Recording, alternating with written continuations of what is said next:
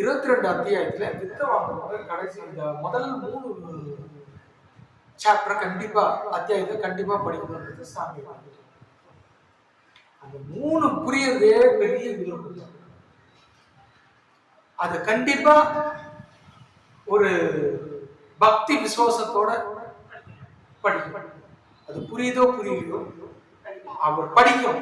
அந்த படிக்கிறதுக்காக நம்ம பயன்படுத்துற நேரம் இருப்பாங்க, அதுதான் நம்மளோட இன்வெஸ்ட்மெண்ட். மூலாதாரம். புரியுதோ புரியல படிங்க. அப்போ படிப்பா. புரியலையே புரியல திருப்பி திருப்பி படிச்சுட்டே இருக்கிறேன் நான். அப்போ திருப்பி திருப்பி படிக்கும் போது எப்போ உங்களுக்கு, அதாவது சித்த வேதம் எப்போ உங்களுக்கு புரியலையோ அப்போ நீங்க தெரிஞ்சுக்க வேண்டியது என்னன்னா, இன்னும் நீங்க அது புரிஞ்சுக்கிறதுடைய தன்மைக்கு வரல. அப்போ மகான்கள் புரியறதுக்காக புத்தகத்தை கொடுக்குறாங்களா, புரியக்கூடாததுக்காக புரியணும் தான் கொடுக்குறாங்க. அப்ப நமக்கு புரியாததுக்கு காரணம் என்னன்னா, நம்ம அதுக்கு தகுதி ஆக்கல, நம்மள தகுதி படுத்திக்கல. அப்ப நம்மள தகுதி படுத்துறதுக்கு என்ன வழி? இததான் சித்த வேதத்துல நிறைய இடத்துல சாமி சொல்றாரு, ராகத்வேஷம். அப்ப ராகத்வேஷம்னா என்ன? இததான் முன்னாடி இருக்க நம்ம முன்னோர்கள் சித்த பெருமக்கள் சொன்னது ஈயமும் நியமம். ஈயமும் நியமம். ஈயமம் தன்னைத்தான் சுத்தம் பண்றது.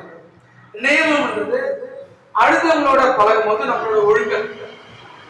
முதல்ல ஈயமம் உடல் ஒழுக்கம், நியமம் வாழ்வியல். அதாவது எப்படி இன்னும் நல்லா சொல்லணும், கரெக்டா சொல்லணும் அப்படின்னா, அடுத்தவங்களோட நம்ம பழகணும். அந்த பழக்கத்துல வர ஒழுக்க நெறி.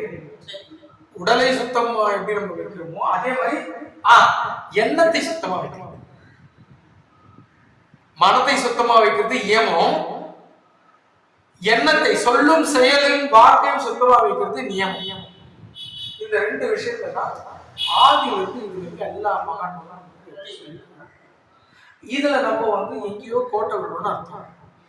அதுதான் இந்த உன்னதமான ஒரு படிப்பு புத்தகத்தோட அருமை நமக்கு தெரிய மாட்டேங்குது. அதுலதான் சாமி என்ன சொல்றாரு, தன்னிலிருந்து அழிந்து கொண்டிருக்கும் ஜீவனை தன்னுள்ளே சித்திக்க செய்யும் தத்துவத்தை விரிவாக எளிமையாக குரு ஸ்ரீடன் உரையாடல் வடிவில் சித்தரிக்கும் 5ஆம் வேதம்.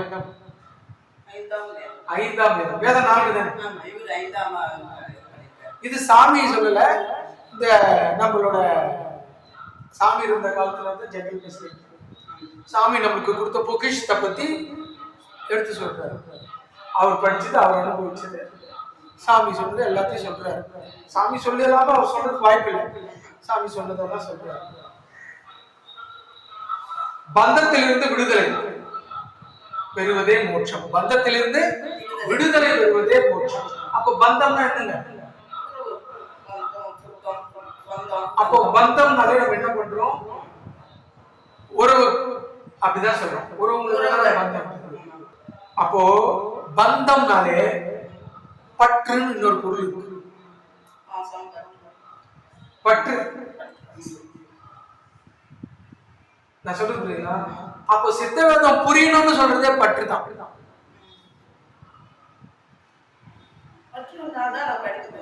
அப்போ சித்த வேதம் ஏன் உங்களுக்கு புரியணும்? சித்த வித்தை மேல பற்று வைங்கன்னு சொல்றாரு சார். அப்போ சாமி வாழ்ந்த காலத்துல சித்த வேதம் எல்லாம் இல்லை, ஆனாலும் சாமி எல்லாருக்கும் வித்தை கொடுத்தாரு. ஏன்? பிகாஸ் அப்போ ஒபீடியன்சி இருந்தது, கீழ்ப்படிதல் இருந்தது. சாமி சொன்னோடனே செய்யறாங்க. ஆனா இப்போ மக்கள் எல்லாம் அதிசயம் நிறுத்தினதான் ஒத்துக்கிறாங்க. இந்த காலத்துல அதிசயம் நிகழ்ந்த நிகழ்வுகள்லாம் என்ன பண்ணுவான், ஊருக்குள்ள கெட்ட பேர் தான் எடுத்துக்கிறான். அதனால எல்லாத்தையும் பண்ணிக்கிட்டாரு. நீ நிலைய நடத்துறியா, நீ நடத்து. யார் யார் இங்க ஜெயிக்கணும்னு விதி இருக்கும், அவங்க வருவாங்க. இதுதான், அதனாலதான் நம்ம மனசுல கவனிக்காம நிலையத்தை கொடுத்தீங்களா, வந்துட்டேன், என்ன ஒதுக்கிட்டேன், என் நேரத்தை ஒதுக்கிட்டேன், 10:30 மணிக்கு இங்க வந்துட்டேன். இன்னைக்கு 10 மணிக்கே வந்தாங்களா? அப்போ நான் ஒழுங்கா வரணும்னு என்ன சோதிக்கிறாங்க.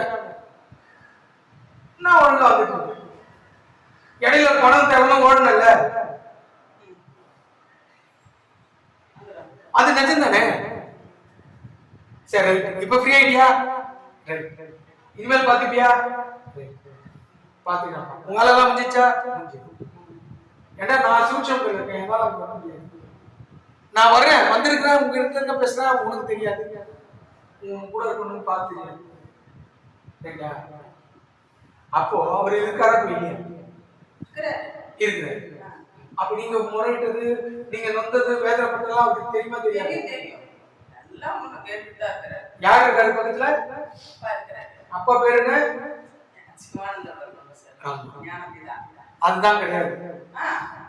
இந்த பிறப்புல அவருக்கு சிவானந்த பரமேஸ்வரன். அப்போ ஆத்மா பிறப்பு, ஆத்மாக்கு வந்து இறைநிலை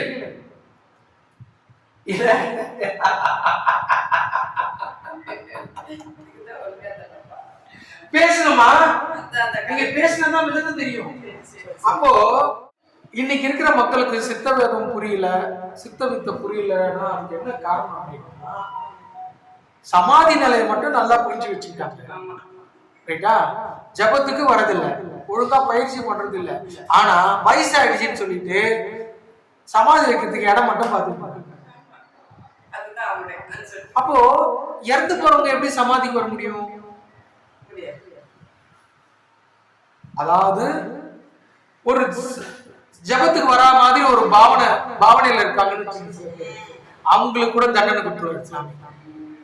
நானும் ஜபிக்கிறேன் வாழணும் நிலையத்துக்கு போறேன்னு இங்க வந்து ஜெபிக்காம, எப்படி நிலையத்துக்கு வந்துட்டு ஜெபிக்காம, ஆட்டு கூட்டத்துல ஒரு மந்தையில ஒரு ஆடு மாதிரி, ஆமா நானும் வந்துட்டு கச்சேரி சொல்லி இன்னும் கூட நிறைய பேர் இருக்காங்க. நான் சொல்றது அப்போ உங்களுக்கு புரியுதுங்களா? அப்போ சித்த வித்தை பண்ணணும், அங்க ஒடுக்க நிலையை அனுபவிக்கணும். இதே நமக்கு புரியுதுக்கு முன்னாடி நம்ம எதுக்கு போயிட்டு சமாதி இடத்தை தேடிட்டு இருக்கணும்?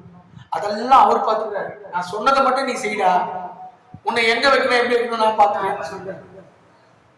விளம்பரமே இல்லை, யாருக்குமே தெரியாம ஜெபிக்கிற தாய் எல்லாம் வந்து சமாதிக்கு இடம் கிடைக்குது. சரியா? அப்போ வந்து நின்று சமாதி ஜெபிக்கிறதுக்கு உங்களுக்கு இடமும் கொடுத்து, ஜெபிக்க வராம இருந்து உங்க குடும்பத்திலேயே இதை சொல்லாம இருந்தீங்கன்னா உங்களுக்கு அந்த மாதிரி நல்ல நிலையில இருந்தவங்க எல்லாம் கர்ம வினையால எரிக்க வேண்டிய சூழ்நிலைக்கு ஆளாயிட்டாங்க. அதனால இதை கேட்கும் அன்பு சொந்தங்களே, முதல்ல நீங்க சித்த வித்தை அபியாசம் பண்றீங்கன்னு சொல்லிட்டு உங்க குடும்ப உறுப்பினர்கிட்ட தெரிவிச்சிருங்க. உங்களுக்கு நாளடைவுல ஏதாவது ஒன்று ஆயிடுச்சு அப்படின்னா உங்களுக்கு நம்பிக்கை இருக்கு. அதாவது நீங்க எந்த நிலையத்தோட தொடர்பு வந்து ஜெபிக்கிறீங்களோ அவங்களோட நம்பர் எல்லாம் கொடுத்து வைங்க, அவங்கள அறிமுகப்படுத்தி வைங்க. அப்போதான் உங்களோட இறுதி காலத்துல அவங்க வந்து பேசுறதுக்கு ஏதுவா இருக்கும். அப்போ அடுத்தபடியா ஜீவரட்சை, சாமி சித்தத்துல என்ன சொல்றாரு? ஜீவரட்சை ஜீவநாசம் அப்படின்னு ஒரு சொல்றாரு. இப்ப ஜீவரட்சைனா என்ன? உயிர் காப்பு. ஜீவரட்சைனா உயிர் காப்பு. எப்படி காப்பாது?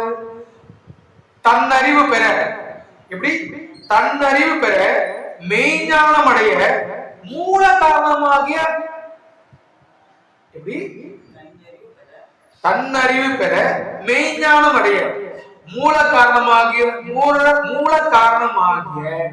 பந்தத்திலும் துன்பத்திலும் இருந்து விடுவித்து. அப்ப இதுக்கு முன்னாடி நம்ம பந்தத்தை பத்தி தெரிஞ்சுக்கிட்டோம்.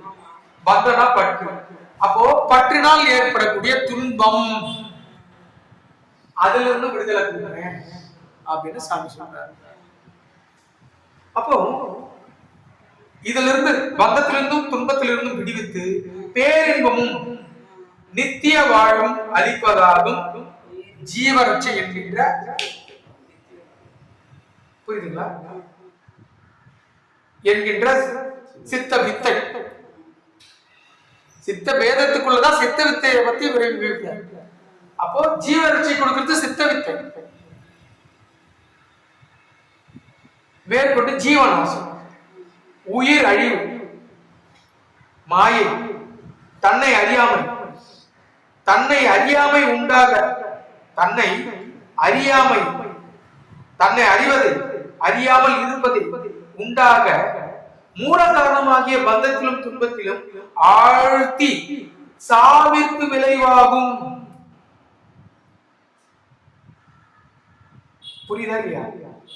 ஜீவன் நான் சொன்னேன், இப்ப நான் சொன்னேன் இல்லையா, உயிர் அழிவு, வித்தையே புரியல, சித்தவதம் புரியல, வித்தையும் புரியல. அப்படி இருக்கவங்களுக்கு இந்த அறியாமையில் இருக்குல்ல, இந்த மாயையில மாட்டிய அறியாமையில் இருக்காங்கல்ல, அந்த அறியாமை அந்த அறியாமை உண்டாகிறதுக்கான மூல காரணம் இது பந்தமும். பந்தம் தான் முக்கியமா. பந்தத்துக்கு பற்றுன்னு இன்னொன்னு சொல்லிட்டேன். அப்போ ஒரு சிலருக்கு என்ன பற்று? சமாதி அடிக்கணும்னு பற்று.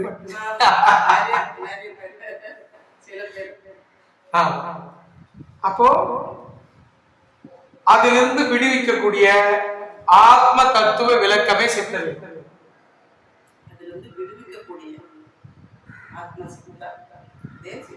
சித்தமே சித்த விளக்கமே சித்த வேதம். அப்போ நான் ஒரு இடத்துல சித்த வித்தைன்னு சொல்லியிருக்கேன், அது தப்பு இல்லை. அதான் சொல்லுனேன், படிப்பறிவு இல்லாதவங்க சித்த வேதம் படிக்கலாம், இந்த ஆன்மீகம் வித்தை கிடைக்காதா? கிடைக்கும். எப்படி? சித்த வித்தைய சாமி சொன்ன மாதிரி பயிற்சி பண்ணீங்கன்னா கிடைக்கும்.